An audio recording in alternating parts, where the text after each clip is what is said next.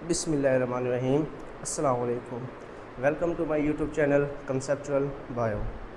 10th class की biology new book के according हमने चैप्टर नंबर 1 स्टार्ट किया था, जिसमें आज हमारे पास नेक्स्ट जो टॉपिक है दैट इज़ अबाउट स्टमक, कि हमारे पास ह्यूमन डाइजेस्टिव सिस्टम के अंदर जो भी हम खुराक खाते हैं उस खुराक की डाइजेशन किस तरह से कंप्लीट होती है, इस चीज़ के बारे में हमने स्टार्ट किया था।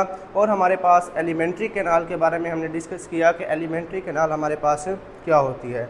वहाँ से हमने टॉपिक स्टार्ट किया था ओरल कैविटी, फिर हमारे पास फेरेंक्स, उसके बाद एसोफेगस।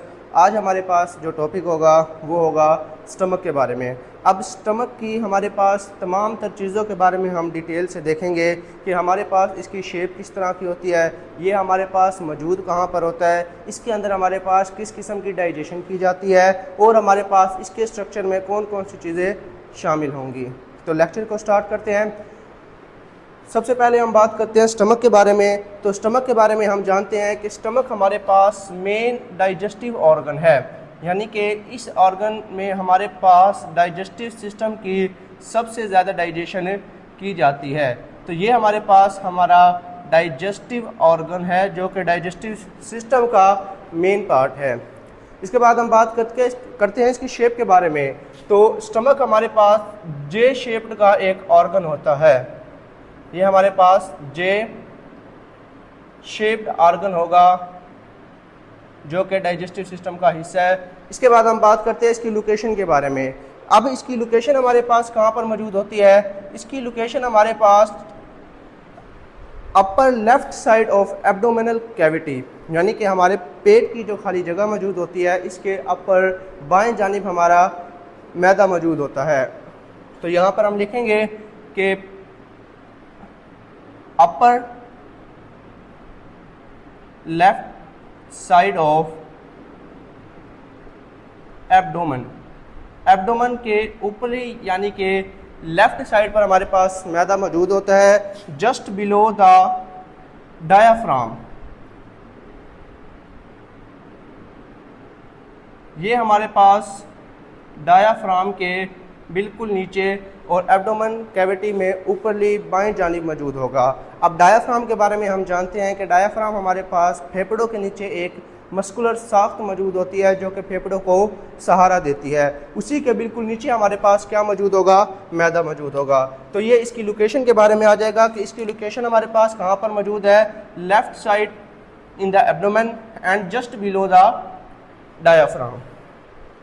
तो यहाँ तक हमारे पास 2 पॉइंट क्लियर होते हैं, इसकी शेप के बारे में और हमारे पास इसके लोकेशन के बारे में। नेक्स्ट हम बात करते हैं एंड्स ऑफ स्टमक के बारे में, कि स्टमक जो हमारे पास मैदा मौजूद है इसके एंड्स कौन कौन से हैं। आपके टॉपिक के अंदर इसके एंड्स के बारे में जिक्र किया गया है। तो हमारे पास अगर डायग्राम के हवाले से देखें तो डायग्राम के अंदर हमारे पास टोटल 2 तरह के एंड्स दिखाए गए हैं।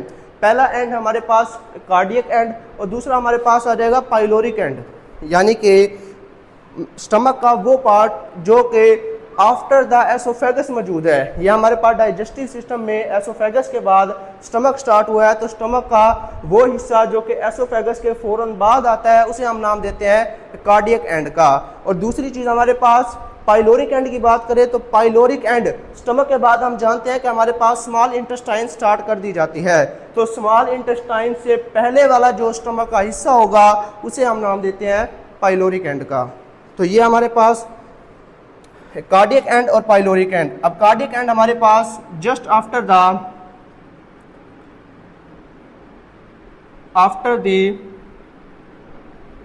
एसोफेगस, ये हमारे पास स्टमक का वो पार्ट होगा जो कि एसोफेगस के फौरन बाद मौजूद होगा।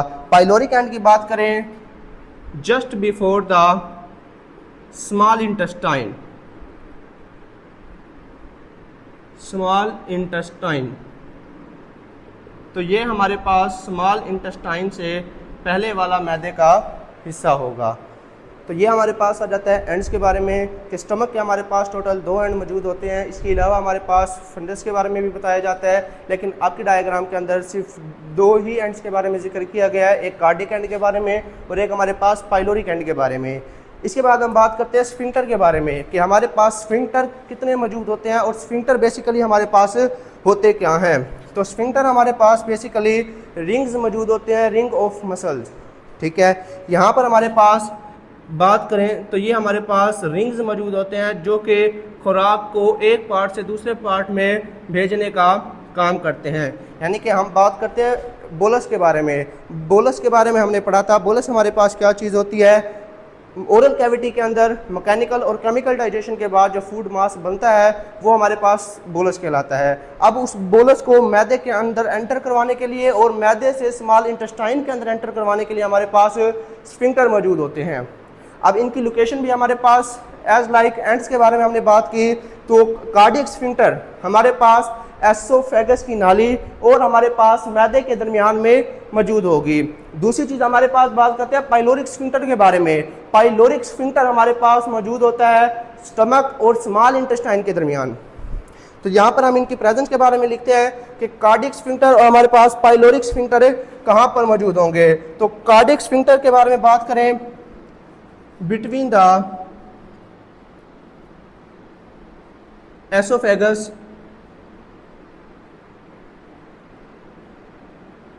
एंड स्टमक, स्टमक और एसोफेगस के दरमियान में मौजूद होता है। इसके बाद पाइलोरिक स्फिंक्टर की बात करें तो ये हमारे पास मौजूद होगा between the stomach and small intestine.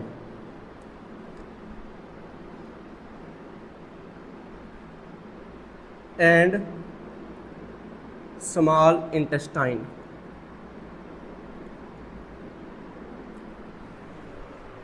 तो ये हमारे पास स्टमक और स्मॉल इंटेस्टाइन के दरमियान में मौजूद होगा। अब अगर इन दोनों स्फिंक्टर के फंक्शन के बारे में बात करें तो इनका हमारे पास मेन फंक्शन स्टमक के अंदर क्या होगा। तो इनका जो हमारे पास मेन फंक्शन है तो ये हमारे पास प्रिवेंट करवाएगा बैक फ्लो ऑफ फूड्स, यानी कि जो खुराक हमारे पास मैदे के अंदर भेज दी जाती है डाइजेशन के लिए, उस खुराक को दोबारा एसोफेगस में जाने से रोकना, ये काम हमारे पास होता है कार्डियक स्फिंक्टर का। इसी तरह से जो खुराक हमारे पास मैदे से स्मॉल इंटेस्टाइन में दाखिल हो जाती है, उस खुराक के फ्लो बैक से बचाने के लिए हमारे पास पाइलोरिक स्फिंक्टर मौजूद होता है। तो यहाँ पर हमारे पास मेन जो इसका काम है, ये हमारे पास क्या करवाता है, प्रिवेंट करवाएगा, prevent the flow back of bolus। और इसी तरह से हमारे पास पाइलोरिक स्फिंक्टर के अंदर भी प्रिवेंट करेगा flow back of bolus from small intestine to stomach. तो ये हमारे पास आ जाएगा स्फिंक्टर्स के बारे में। इसके बाद हम बात करते हैं फंक्शंस के बारे में कि स्टमक का हमारे पास मेन फंक्शन क्या होते हैं। तो इसके फंक्शन के बारे में सबसे पहले हमारे पास क्या चीज़ बताई गई है कि responsible for the mechanical and chemical digestion, यानी कि जैसे जैसे हमने ओरल कैविटी के अंदर पढ़ा था कि ओरल कैविटी में हमारे पास केमिकल और मैकेनिकल दोनों तरह की डाइजेशन होती है, इसी तरह से हमारे पास स्टमक के अंदर भी दोनों तरह की डाइजेशन की जाती है। और इसके अलावा हमारे पास हम बात करें दूसरा जो फंक्शन है, इट आल्सो स्टोर्स फूड। ये हमारे पास खुराक को कुछ वक्त के लिए ज़खीरा करने का भी काम करता है। आगे हम चलते हैं कि हमारे पास मैकेनिकल और केमिकल डाइजेशन किस तरह से होती है। तो मैकेनिकल डाइजेशन में हमारे पास जो बेसिकली पॉइंट है कि हमारे पास जो खुराक जो हमारे पास बात करते हैं बोलस के बारे में, यानी कि वो मांस जो हमारे पास एसोफेगस से स्टमक में आएगा, उस खुराक को तोड़ने का चर्निंग ऑफ बोलस, ये हमारे पास काम होगा मैकेनिकल डाइजेशन के अंदर। Churning of food into smaller particle,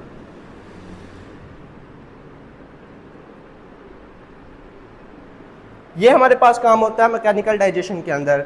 अब इसके अंदर मैकेनिकल डाइजेशन में हमारे पास जो स्टमक की इनर वॉल है वो बनी होती है स्मूथ मसल्स की। स्मूथ मसल के बारे में हम आगे जाके पढ़ेंगे।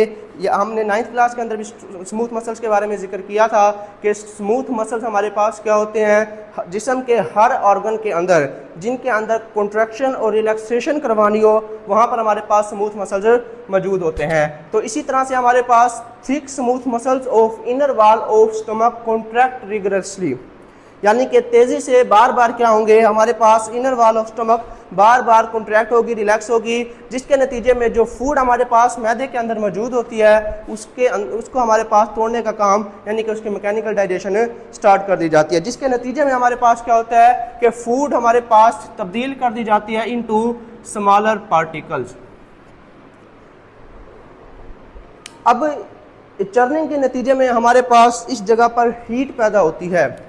अब ये जो हमारे पास हीट पैदा होती है, ये हीट लिपिड्स की डाइजेशन में हेल्प आउट करवाती है। तो यहाँ पर हमारे पास मैकेनिकल डाइजेशन का दूसरा फ़ायदा क्या है कि खुराक को तोड़ने के साथ साथ हमारे पास ये लिपिड्स की डाइजेशन में भी हेल्प आउट करवाएगी with the production of heat. Heat जैसे ही प्रोड्यूस होगी वो हमारे पास लिपिड्स की डाइजेशन में मदद करवाती है। नेक्स्ट हमारे पास पॉइंट है केमिकल डाइजेशन के बारे में। तो केमिकल डाइजेशन के लिए हमारे पास स्टमक के अंदर गैस्ट्रिक ग्लैंड्स मौजूद होते हैं और इन गैस्ट्रिक ग्लैंड से हमारे पास गैस्ट्रिक जूस रिलीज होता है, यानी कि सिक्रीट होगा, खारिज होगा। अब इस गैस्ट्रिक जूस की कंपोजिशन के बारे में बात करें तो आपका इंपॉर्टेंट शॉर्ट क्वेश्चन भी बन जाता है कि गैस्ट्रिक जूस के अंदर कौन कौन सी चीज़ें मौजूद हैं और हमारे पास हर एक चीज़ के फंक्शन के बारे में भी नीचे बयान किया गया है। तो सबसे पहले हमारे पास हम बात करते हैं कि गैस्ट्रिक जूस के अंदर टोटल हमारे पास 3 तरह की चीज़ें मौजूद होती हैं। अब ये 3 चीज़ें हमारे पास कौन सी हैं? First one is hydrochloric acid mean HCl, second one is pepsinogen, last हमारे पास म्यूकस। अब गैस्ट्रिक जूस के अंदर हमारे पास ये 3 चीज़ें मौजूद होती हैं। पहली hydrochloric acid, pepsinogen and mucus. अब हाइड्रोक्लोरिक एसिड यानी कि HCl के बारे में बात करें तो इसका हमारे पास जो मेन फंक्शन है कि it converts the an inactive pepsinogen into active enzyme pepsin. हमारे पास पेप्सिनोजिन के बारे में बात करें तो ये हमारे पास एक इनएक्टिव एंजाइम मौजूद होता है, इसको पेप्सिन के अंदर यानी कि एक एक्टिव एंजाइम के अंदर तब्दील करने का जो काम है वो हमारे पास होगा हाइड्रोक्लोरिक एसिड का। इसके अलावा दूसरा जो इसका मेन फंक्शन है कि ये हमारी खुराक के अंदर मौजूद जितने भी पैथोजेंस बैक्टीरिया मौजूद होते हैं इनको मारने का, इनके को भी मारने का काम करेगा। तो ये हमारे पास होगा हाइड्रोक्लोरिक एसिड के बारे में, जिसमें पहली चीज़ आएगी कि ये हमारे पास पेप्सिनोजिन को कन्वर्ट करता है पेप्सिन के अंदर। सेकंड हमारे पास क्या है कि ये पैथोजेनिक बैक्टीरिया को किल करने का भी काम करता है जो कि हमारी फूड के अंदर मौजूद होते हैं। Second is pepsinogen. अब पेप्सिनोजिन हमारे पास इनएक्टिव फॉर्म में होती है, इसको सबसे पहले एक्टिव फॉर्म यानी कि पेप्सिन में तब्दील किया जाता है। और पेप्सिन का काम हमारे पास क्या होता है? Breaks protein into amino acid. जैसे ओरल कैविटी के अंदर हमारे पास जो ग्लैंड्स मौजूद थे उन ग्लैंड्स के बारे में हमने पढ़ा था कि वो हमारे पास बेसिक कार्बोहाइड्रेट्स की डाइजेशन के लिए ज़रूरी थे, यानी कि वहाँ पर हमारे पास पॉलीसेकेराइड से डाइसेकेराइड यानी कि ग्लूकोज को माल्टोज के अंदर तब्दील करने का काम किया गया था। इसी तरह से यहाँ पर हमारे पास प्रोटीन को तब्दील किया जाता है अमाइनो एसिड्स के अंदर, और अमाइनो एसिड्स की चेन को हम क्या नाम देते हैं? पेप्टाइड्स का नाम देते हैं। तीसरी हमारे पास जो चीज़ है दैट इज़ द म्यूकस।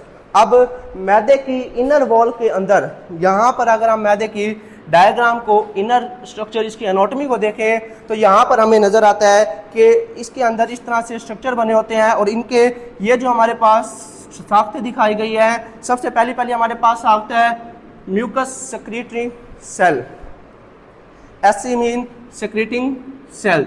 ये हमारे पास आ जाएगा हाइड्रोक्लोरिक एसिड सेक्रेटिंग सेल्स और ये हमारे पास होगा पेप्सिनोजिन सेक्रेटिंग सेल्स। ठीक है, अब यहाँ पर जो म्यूकस की सेक्रेटिंग सेल्स हैं ये हमारे पास म्यूकस को सेक्रेट करेंगे और सेक्रेट किया हुआ म्यूकस हमारे पास क्या करेगा? इनसाइड द स्टमक की अंदरूनी साइड पर एक लेयर बना देता है, एक प्रोटेक्टिव लेयर, और वो प्रोटेक्शन किस चीज़ से करेगी?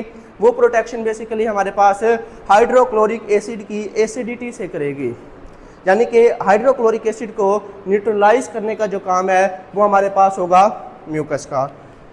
Protect the inner layer of stomach from the acidity of hydrochloric acid, यानी कि अब ये एसिडिटी को किस तरह हमारे पास कम करेगी? उस एसिडिटी को न्यूट्रलाइज कर देगी।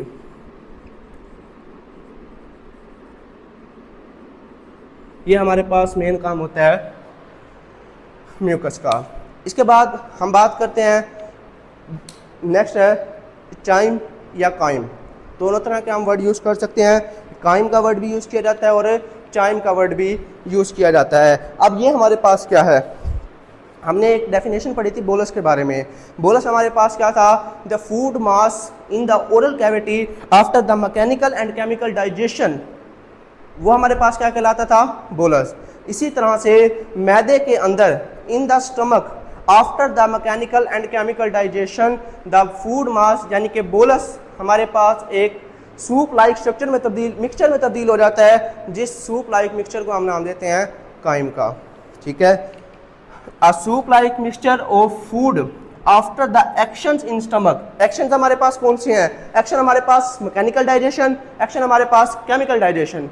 इन तमाम एक्शंस के बाद हमारे पास जो फूड का मास होता है उसे हम नाम देते हैं काइम का।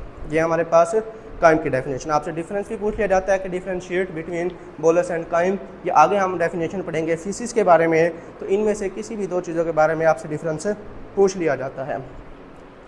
लास्ट हमारे पास पॉइंट है पाइलोरिक स्फिंक्टर्स, कि जिस वक्त हमारे पास पाइलोरिक स्फिंक्टर यानी कि एसोफेगस से जैसे ही खुराक हमारे पास बोलस एंटर होगा स्टमक के अंदर, तो यहाँ से स्टमक के अंदर डाइजेशन के बाद वो खुराक जब पाइलोरिक स्फिंक्टर को क्रॉस करके इंटेस्टाइन में दाखिल होगी, तब हमारे पास एक बार पाइलोरिक स्फिंक्टर के ओपन होने के नतीजे में हमारे पास 5 से 15 मिलीलीटर का काइम स्मॉल इंटेस्टाइन में एंटर किया जाता है। यानी कि जैसे ये आपके पास रिंग है, रिंग कॉन्ट्रैक्ट भी हो जाता है, रिलैक्स यानी कि ओपन भी होगा, क्लोज भी होगा। एक बार ओपन होने के नतीजे में 5 से 15 मिलीलीटर का जो काइम है वो स्मॉल इंटेस्टाइन में दाखिल कर दिया जाता है। तो ये हमारे पास होगा काइम के बारे में। इसके बाद आखिरी जो आपका पॉइंट है कि हमारे पास मैदे के अंदर हमने बात की थी स्टोरेज ऑफ फूड के बारे में। तो मैदा हमारे पास 3 से 4 घंटे तक खुराक को अपने अंदर रखता है, यानी कि जो खुराक हम खाते हैं उस खुराक के हर पार्ट में, यानी कि डाइजेस्टिव सिस्टम के हर पार्ट में अलग अलग टाइम होता है खुराक के रहने का। अब मैदे के अंदर जो खुराक खाई जाती है, मैदे के अंदर आकर वो 3 से 4 घंटे मौजूद रहती है। तो ये था हमारा आज का टॉपिक, ह्यूमन डाइजेस्टिव सिस्टम का नेक्स्ट पार्ट स्टमक के बारे में, जो कि आपका इंपॉर्टेंट लॉन्ग क्वेश्चन भी है। तो यहाँ पर तमाम तर पॉइंट आपके क्लियर कर दिए गए हैं। कोई भी क्वेश्चन, कोई भी पॉइंट अगर आपको समझ ना आया हो तो वो आप कमेंट सेक्शन में पूछ सकते हैं। तब तक के लिए अल्लाह हाफिज़।